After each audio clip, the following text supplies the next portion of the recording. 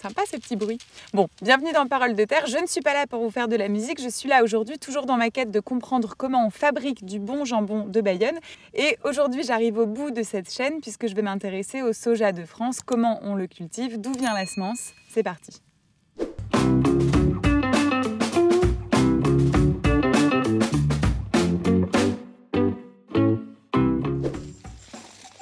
Salut Hervé. Bonjour Raphaël. Alors c'est donc toi qui fournis en soja Michael, qui fournit Michel, qui fournit Joël, qui élève des cochons et qui donc me nourrit. Donc merci. Est-ce que tu peux me parler un peu de ton exploitation? Donc je suis éleveur et céréalier en même temps. D'accord. J'ai une structure de 120 hectares et j'ai une production de 2000 porcs, 2000 places d'engraissement. Voilà. Et donc je fais du maïs et du soja pour d'abord l'alimentation de mes cochons et ensuite aussi pour de la commercialisation en direct. Donc le soja, c'est ce qu'on voit là. Tout à fait. Donc ça veut dire que moi, concrètement, quand je mange un sandwich au jambon de Bayonne, je mange tes graines de soja. Il y a une possibilité, effectivement. Et alors comment tu les cultives? Raconte-moi un peu ta façon de travailler. Mais donc déjà au départ, on décide de faire une certaine quantité de soja. Et ensuite, donc, c'est des semis de printemps, donc à partir du début mai, essentiellement. Et ensuite, donc, on implante et on fait un apport d'engrais initial, mais tout sauf de l'azote. C'est une plante qui n'a pas besoin d'azote. Ouais. Et donc ensuite, on place des programmes d'irrigation en suivant les conditions météorologiques d'été. Tu parlais du fait que c'était une plante qui n'avait pas besoin d'azote, ça veut dire que c'est une plante qui est bonne pour l'environnement? Elle a cette caractéristique-là de pouvoir se fabriquer elle-même l'azote, oui, effectivement. Alors parle-moi de la charte soja de France. Donc en fait, c'est un contrat qui est lié donc, avec la COP de Pau, enfin Euralis, pardon. Et donc il nous engage dans le choix d'une variété agréée par eux. Oui. Donc ici vous avez du Palador.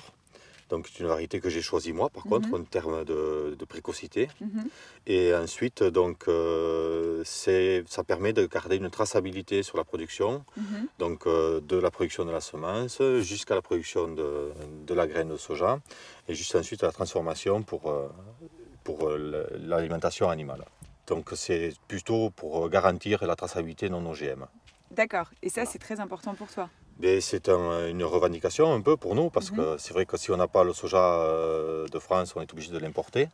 Et effectivement, on ne sait pas d'où il vient, on ne sait pas comment il est produit. Et maintenant, on a besoin de savoir un peu tout ça. Ça rassure un peu les gens. Et nous, ça nous permet de nous démarquer aussi et d'amener une plus-value sur la vente plus tard, quoi.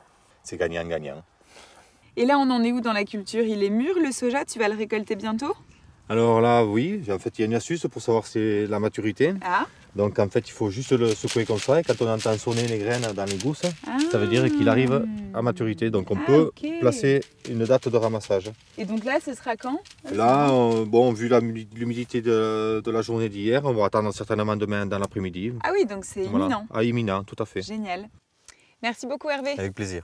Alors c'est pas tout à fait fini parce que si je remonte la traçabilité du soja, il reste une dernière étape, c'est évidemment la graine. Donc je vais aller rencontrer Alain à ce sujet.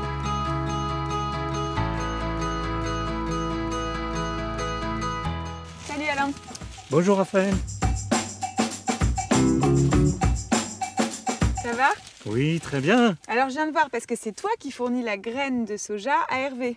Mais c'est pas du tout une graine. Ah. C'est une semence. Alors si je peux me permettre, ça ressemble à une graine quand même. C'est tout à fait une graine, mais au départ c'est une semence. Et c'est quoi la différence entre une graine et une semence? Il faut savoir qu'une graine est issue d'une semence. D'accord. Mais la semence, elle a des particularités.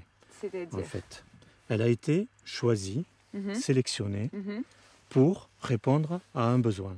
Et là aujourd'hui, le besoin, c'est le besoin d'Hervé. Le besoin d'Hervé, c'est de cultiver du soja dans des belles conditions pour alimenter la filière des producteurs de cochons. D'accord. Et alors toi, comment tu travailles pour justement fabriquer cette semence? Alors là, on a une équipe qui est bourrée de talent, qui fait de la création et qui crée des nouvelles variétés avec un programme totalement non OGM qui est issu d'un programme français et qui maintenant est développé pour toute l'Europe. Et ensuite, une fois que nous avons créé ces nouvelles variétés, on les teste, on les regarde, on les observe pour savoir comment elles se comportent dans les différentes régions.